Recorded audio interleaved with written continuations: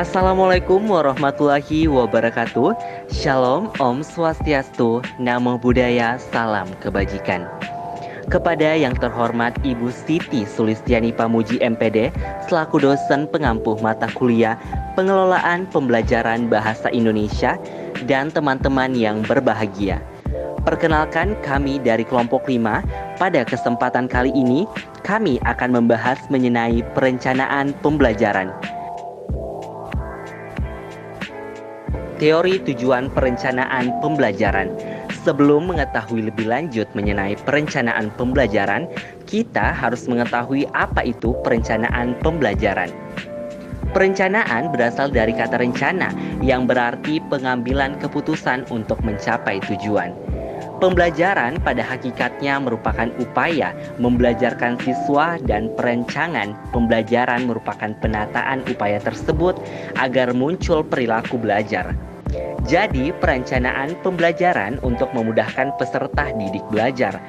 Perencanaan pembelajaran adalah cara yang sistematis dalam mengidentifikasi, mengembangkan, dan mengevaluasi seperangkat materi dan strategi yang diarahkan untuk mencapai tujuan tertentu. Konsep dari tujuan perencanaan pembelajaran. Yang pertama, perencanaan pembelajaran merupakan hasil dari proses berpikir, yang artinya suatu perencanaan pembelajaran yang disusun tidak asal-asalan, akan tetapi disusun dengan mempertimbangkan segala aspek yang mungkin dapat berpengaruh. Di samping itu juga disusun dengan mempertimbangkan segala sumber daya yang tersedia yang dapat mendukung terhadap keberhasilan suatu proses pembelajaran tersebut. Kedua, perencanaan pembelajaran disusun untuk mengubah perilaku siswa sesuai dengan tujuan yang ingin dicapai. Ini berarti fokus utama dalam perencanaan pembelajaran adalah ketercapaian tujuan. Ketiga, perencanaan pembelajaran berisi tentang rangkaian kegiatan yang harus dilaksanakan untuk mencapai tujuan. Oleh karena itu, perencanaan pembelajaran dapat berfungsi sebagai pedoman dalam merancang pembelajaran sesuai dengan kebutuhan. Jadi, dapat dikatakan bahwa perencanaan pembelajaran merupakan suatu pendekatan yang sistematis yang mencakup analisis kebutuhan pembelajaran, perumusan tujuan pembelajaran, pengembangan strategi pembelajaran, pengembangan bahan ajar, serta pengembangan alat evaluasinya dalam upaya mencapai tujuan pembelajaran yang diharapkan. Permasalahan yang terdapat pada tujuan perencanaan pembelajaran. Setiap pendidik harus menguasai materi pelajaran yang diampunya dan dapat menyampaikan materi tersebut secara efektif dan efisien kepada peserta didik, agar pendidik dapat melaksanakan tugasnya tersebut dengan baik. Diperlukan pengalaman dan pengetahuan tentang siapa peserta didik, serta bagaimana menyampaikan materi tersebut dengan baik.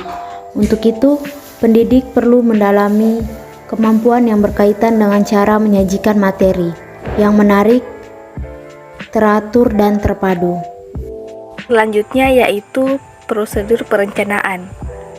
Salah satu model yang dapat dipilih dalam pembuatan perencanaan pembelajaran adalah model yang dikembangkan oleh Ditch dan Carey. Prosedur mendesain pembelajaran dengan model ini mencakup beberapa tahapan. Yang pertama adalah mengidentifikasi kebutuhan pembelajaran dan menulis tujuan pembelajaran umum. Selanjutnya yang kedua yaitu melakukan analisis pembelajaran. Yang ketiga, mengidentifikasi perilaku dan karakteristik awal siswa. Yang keempat, menulis tujuan pembelajaran khusus. Yang kelima, menyusun tes acuan pokok. Yang keenam, menyusun strategi pembelajaran. Yang ketujuh yaitu mengembangkan bahan ajar. Dan yang terakhir atau yang kedelapan adalah mendesain dan melakukan evaluasi formatif dan sumatif. Baiklah, itu saja materi yang dapat kami sampaikan, dan saya akhiri. Wassalamualaikum warahmatullahi wabarakatuh.